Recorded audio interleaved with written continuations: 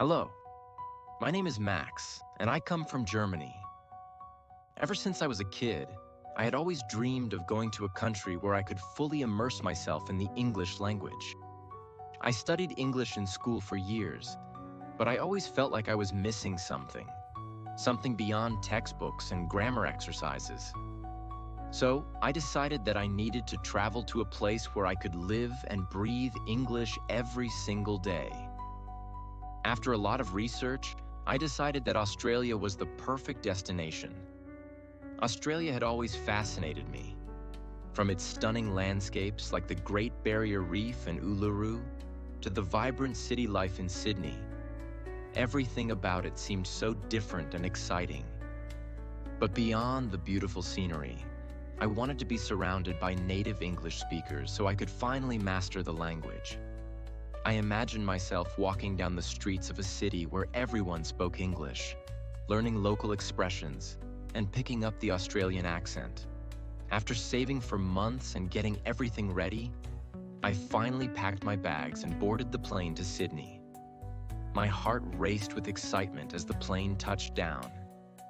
As soon as I stepped out of the airport, I could feel the energy of the city.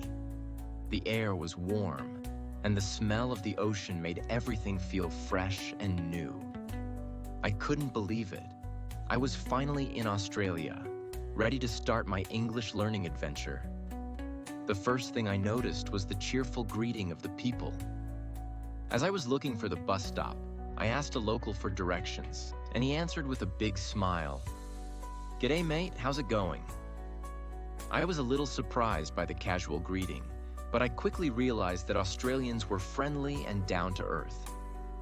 Even though I had learned English in school, hearing it spoken in real-life conversations with an Australian accent was a whole new experience.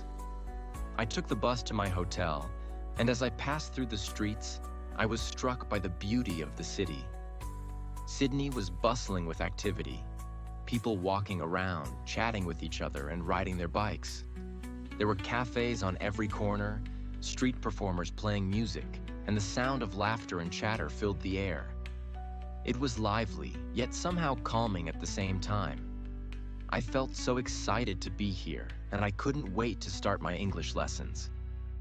The next day, I woke up early and headed to my first class at the Australian language school.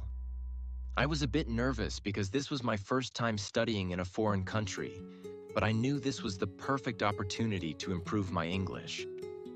When I entered the classroom, I was welcomed by my teacher, Sarah, and my classmates. There were people from all over the world: Japan, Brazil, Mexico, and China. It felt amazing to be in a place where everyone was eager to learn and practice English. Sarah introduced herself with a smile and said, "Welcome to class, everyone. We're going to have a lot of fun learning English, and remember, don't be afraid to make mistakes. That's how we learn." That made me feel so much better. She started the class by teaching us some common Australian phrases that I had only ever heard in movies. For example, "How's it going?" which means, "How are you?" and "No worries," which is a casual way of saying, "It's all right." I had a little trouble pronouncing the phrases at first because of the Australian accent. "How's it going?" sounded like "How jit going?" and "No worries" sounded like "No worries." But Sarah was so patient and gave me lots of practice, helping me get used to the way Australians speak. By the end of the lesson, I could say the phrases a little better, and I felt a small sense of accomplishment. In the afternoon, we took a break and went to a nearby cafe for lunch. I was excited to try Australian food, so I ordered a flat white, which is a type of coffee, and a meat pie, which is a pastry filled with meat and gravy. As I sat with my classmates, I noticed that everyone was speaking English so naturally, mixing in some slang and joking around. Even though I didn't understand every word, I could feel the warmth and friendliness in their conversations. One of my classmates, Lucas from Brazil, asked me, "Max, have you tried Barbie yet?" I was confused at first. "Barbie?" I asked. He laughed and explained, Barbie is short for barbecue here in Australia. It's a popular way to cook meat outside, and it's something you should definitely try. I smiled, feeling like I was starting to get a glimpse into the Aussie way of life. The next few days in Sydney were filled with new experiences. I took a trip to Bondi Beach, where I watched surfers riding the waves. The sight was so incredible, with the surfers gliding across the blue water, the sun shining down, and the sound of the waves crashing against the shore. I decided to take a surfing lesson myself, and even though it was much harder than I thought, it was such a thrilling experience. I kept trying to catch the waves, laughing every time I fell off the board. As I explored more of Sydney, I visited Darling Harbour and took a walk around the famous Sydney Opera House. The city was filled with so much energy and culture. It was everything I had imagined and more. Every day I felt my English improving. I started to speak with people more confidently, and my vocabulary was growing. One evening, as I was walking back to my hotel after a day of sightseeing, I met an elderly woman sitting on a bench. She looked at me and smiled. "Hello there, love. You look lost," she said in a kind voice. I told her I was just looking for directions to the nearest bus stop, and she immediately offered to walk me there. As we walked, she told me about her life in Sydney, the places she had lived, and how much she loved the city. I was amazed at how comfortable she was speaking to me, and I felt grateful for her kindness. "No worries, love," she said as I thanked her for her help. "That's just how we Aussies are. We help each other out." I smiled, thinking about how friendly and welcoming everyone had been since I arrived. I knew I had made the right decision coming here. The next few weeks in Sydney were like a whirlwind of excitement, discovery, and challenges. I could feel my life slowly changing. Every day I was waking up to new adventures, and everything seemed so different from home. The English language became my new world. It was everywhere I went, on the streets, in the cafes, and even in the simple conversations with strangers. I was no longer just learning from textbooks or watching movies with subtitles. I was living it. I remember waking up early on a Saturday morning, the sun shining brightly through my window, filling the room with warmth. I had no particular plans for the day, but I was eager to explore more of this beautiful city. As I made my way to the kitchen to grab some breakfast, I couldn't help but feel the excitement in the air. I had already made it a habit to learn a few new words or phrases every day, and I was looking forward to using them out in the world. I made myself a quick breakfast of toast with Vegemite, a spread made from yeast extract that's very popular in Australia. The taste was strange at first, very salty, but after a few bites, I began to like it. I had learned that Aussies often eat it with butter, so I followed the advice and added a thin layer of butter before spreading the Vegemite. After breakfast, I decided to head out for a walk along the famous circular quay. As I strolled past the Sydney Opera House and the Harbour Bridge, I marveled at how different everything felt. The streets were busy with tourists and locals, some sitting at cafes with their coffee, others rushing to work. I was surrounded by English all the time, whether it was people chatting or signs with directions. At that moment, it felt like I had stepped into the world I had always wanted to be part of. The air was fresh, and there was a slight breeze that made the city feel even more alive. As I walked along the water, I overheard a conversation between two local men talking about the weather. One of them said, "Mate, it's a real cracker of a day today." I paused for a moment, confused, and then I remembered that crack is an Australian slang word meaning something really great. So cracker of a day simply meant it was a wonderful day. This small exchange made me feel even more excited about the journey ahead. I was learning not just the language, but the culture and the way people spoke in their daily lives. That afternoon, I decided to visit the Royal Botanic Garden, a lush green space right next to the harbor. I had heard so much about it and was eager to see it for myself. The garden was filled with trees, flowers, and peaceful walking paths. As I wandered through the garden, I bumped into a group of students from a local school on a field trip. They were speaking English in a way that sounded so natural, with all the slang and expressions that I'd learned in class. I sat down on a bench to watch them for a while, feeling a bit shy, but also eager to practice my English. Eventually, one of the students, a girl named Ella, sat next to me. She was around my age, and she smiled warmly when she noticed me. "Hey, you're not from around here, are you?" she asked in a friendly tone. "No, I'm from Germany," I replied, trying to sound confident. "I'm here to learn English." "That's awesome," Ella Dijo. "You're in the right place. Sydney's full of people from all over the world, and you'll pick up English in no time." We started talking about our favorite hobbies, and she told me about her love for surfing. She invited me to join her and her friends the next weekend to learn how to surf at Bondi Beach. I was both excited and nervous. I had never tried surfing before, but the idea of learning from local Aussies sounded like an amazing opportunity. The week flew by, filled with more English lessons at the language school. Sarah, my teacher, had a way of making even the most difficult lessons fun. We did role plays, practiced asking for directions, and had conversations about daily life. One day, she asked us all to go out in pairs and ask local people about their favorite places in Sydney.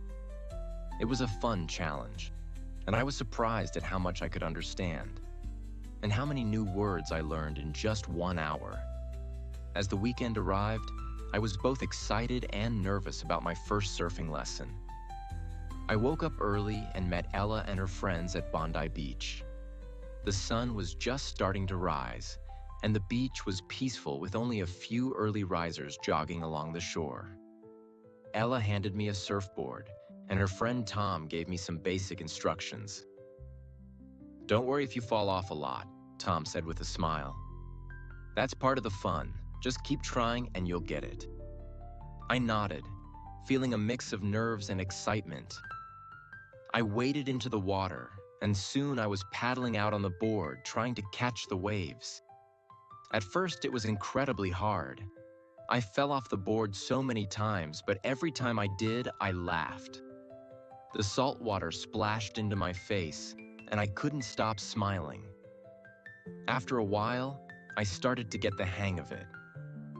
I stood up on the board for just a few seconds before losing my balance and falling again. But those few seconds felt like the greatest achievement of my life. As I made my way back to the shore, I was full of energy, and my friends cheered for me. "That was awesome, Ella Grito.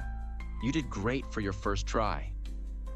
I smiled, feeling proud of myself.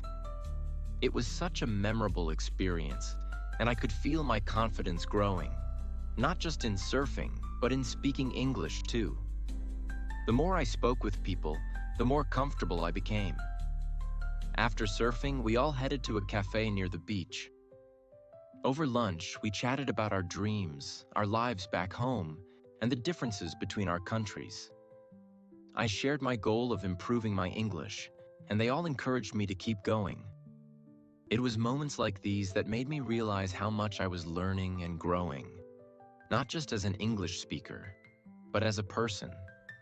That evening, as I sat on the beach, watching the sunset with my new friends, I felt so grateful for this incredible journey. I thought about how far I had come in such a short time. A few weeks ago, I had never imagined I would be surfing in Australia, speaking English with new friends, and feeling like part of something bigger than myself. The experience wasn't just about learning a new language. It was about immersing myself in a culture, making new connections, and growing in ways I never thought possible. Every day felt like a new chapter, and I was eager to see what would happen next. The next few weeks in Sydney continued to surprise me in the best ways possible. Every day felt like a new adventure, full of new people, new places, and most importantly, new lessons in English. I had already been in Australia for over a month, but it still felt like I was just beginning to understand the full beauty of this place, both in terms of language and culture. One morning, I woke up early with the sun peeking through my window, bringing a soft warmth to the room. It was the beginning of a new week, and I felt a rush of excitement for what was ahead. I had made it a routine to get up before sunrise because the city had a different kind of energy in the early hours. People in Sydney seemed to live with purpose, moving quickly, but there was always a sense of calm in the air. I was starting to love that quiet, peaceful time in the morning when the world seemed to be waking up around me. For breakfast, I prepared something simple: avocado toast. This was a typical Aussie breakfast, and I'd quickly grown fond of it. The rich, creamy texture of avocado spread on warm, toasted bread with a sprinkle of sea salt and a dash of lemon juice felt like the perfect way to start my day. I felt good about my choice, and it gave me the energy I needed for whatever came next. After breakfast, I decided to head out to Darling Harbour, a place I had heard so much about. It was a beautiful part of Sydney, known for its large shopping malls, fancy restaurants, and attractions like the Sea Life Sydney Aquarium. I knew that the more I explored, the more opportunities I would have to speak and practice English with others. As I walked along the water towards Darling Harbour, I couldn't help but notice how different the city felt each day. The streets were always bustling with people from all over the world, speaking in so many different accents. But despite all the differences, everyone seemed to understand each other. English was the bridge connecting us all. At Darling Harbour, I entered a cozy cafe by the water and ordered a flat white, an Australian-style coffee that was similar to a latte but with less foam. As I waited for my coffee, I practiced some of the new phrases I had learned in class. I had been working hard to understand the Aussie slang, and I had a list of expressions I wanted to try out. I practiced them in my head, waiting for the right moment to use them. The barista, a young man with a friendly smile, handed me my coffee and said, "Cheers, mate." "Cheers," I replied, smiling back. My heart raced a little with excitement. It was such a small moment, but it felt like a victory. I had just used one of the slang words I'd been learning. It wasn't perfect, but it felt so good to finally be part of the conversation. After finishing my coffee, I walked around the harbour, taking in the sights and sounds of the city. I passed by people chatting, tourists taking photos, and families enjoying the day. There was a group of young people near the water speaking in English, and I decided to join them. They were talking about their favorite movies and TV shows, and I couldn't resist joining the conversation. I introduced myself. "Hi, my name is Max. I'm from Germany, and I'm learning English here in Sydney." They were curious about my story and asked me what I thought of the city. As we talked, I realized how much my English had improved. I was no longer afraid of making mistakes. Instead, I focused on expressing myself and connecting with others. We spent the next hour talking about our favorite movies, music, and the things we loved about Sydney. The conversation flowed easily, and I felt like I was finally becoming part of this vibrant city. Later that day, I took a ferry ride to Manly Beach. The ferry ride itself was amazing. The views of Sydney Harbour from the water were breathtaking.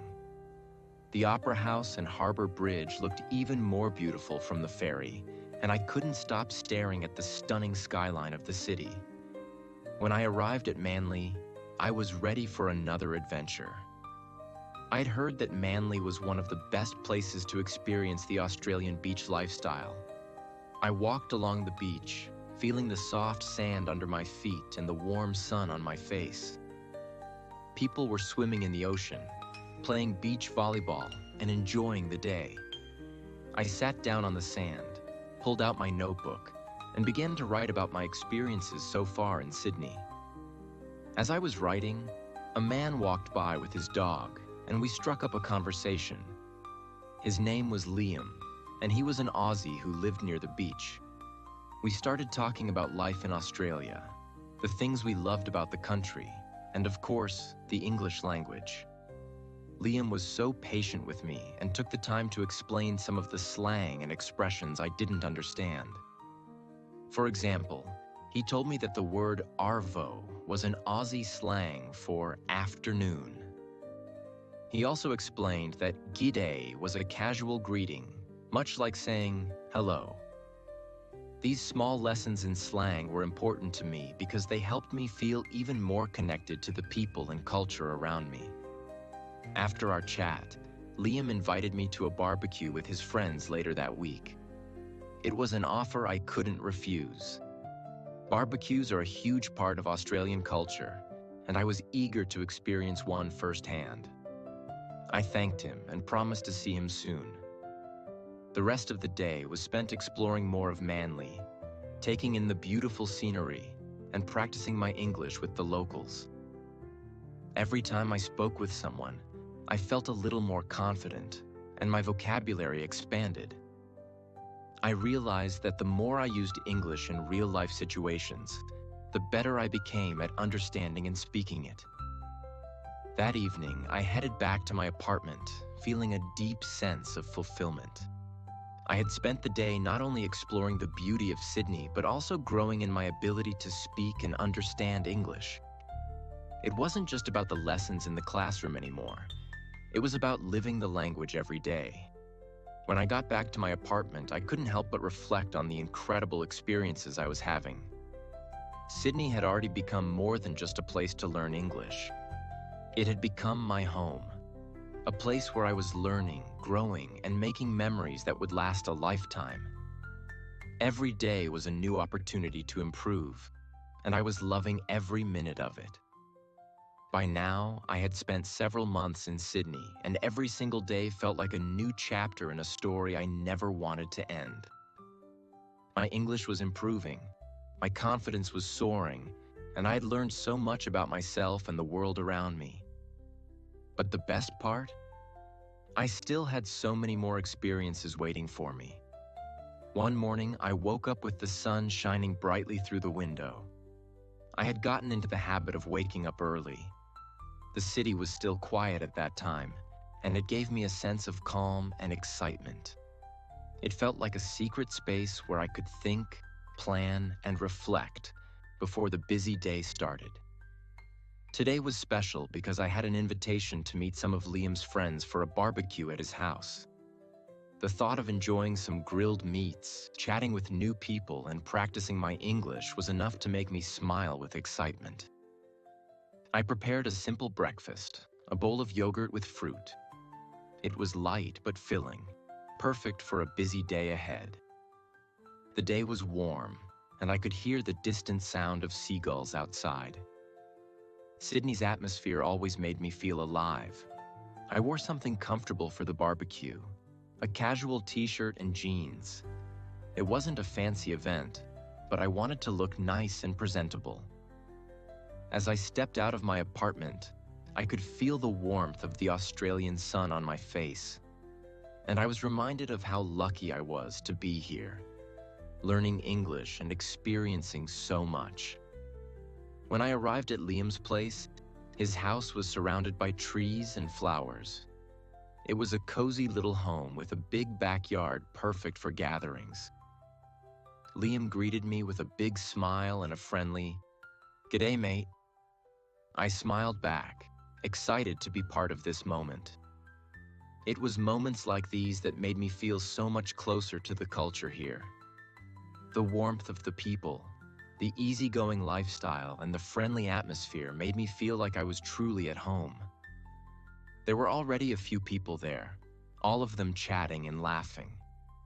I felt a little nervous at first, as I didn't know them well, but I reminded myself that this was a great opportunity to practice my English. As I joined the group, everyone was so welcoming, and soon I found myself talking with them like I had known them for years. Liam introduced me to Sophie, a girl from Melbourne, and Jake, a guy from Perth. They were both really friendly and interested in learning about my life in Germany. Sophie asked me, So, Max, what's it like in Germany? I've heard it's beautiful. I smiled and replied, Germany is amazing. The cities are full of history, and the countryside is so peaceful. But here in Australia, everything feels so open and relaxed. The people are so friendly, and the weather is incredible. As we continued talking, I noticed that every time I spoke, I felt more confident in my English. I wasn't worried about making mistakes anymore. I was so focused on enjoying the conversation and learning new words and phrases that I didn't even care if I got something wrong. People were patient, and they helped me understand the words I didn't know. Sophie asked, Max, do you know any Aussie slang? You've been here a while now, right? I grinned. I've learned a few words. Like, I know that arvo means afternoon and bogan is a funny way to talk about someone who is a bit rough around the edges. Liam laughed. You're getting the hang of it, mate, but let me teach you a few more. He taught me some new expressions like cheers, which means thank you, fair dinkum, which means genuine or real, and she'll be right, which means everything will be okay. It was so much fun to learn these new phrases because they made me feel even more connected to the people around me. Every time I used one of these phrases, I could see their faces light up with a smile. The barbecue was amazing. There were sausages sizzling on the grill, and the smell of grilled onions and steak filled the air. Everyone was chatting, laughing, and enjoying the food. The atmosphere was relaxed, and I could see why barbecues were such an important part of Australian life. It wasn't just about the food. It was about bringing people together, sharing stories, and having fun. As the afternoon turned into evening, the group decided to head to the beach. We all hopped into cars and drove to Bondi Beach, one of the most famous beaches in Sydney. The drive was beautiful, with the sun slowly setting behind us. When we arrived at the beach, the view was breathtaking. The soft golden light of the evening sun made the ocean shimmer, and the sound of the waves crashing against the shore was soothing.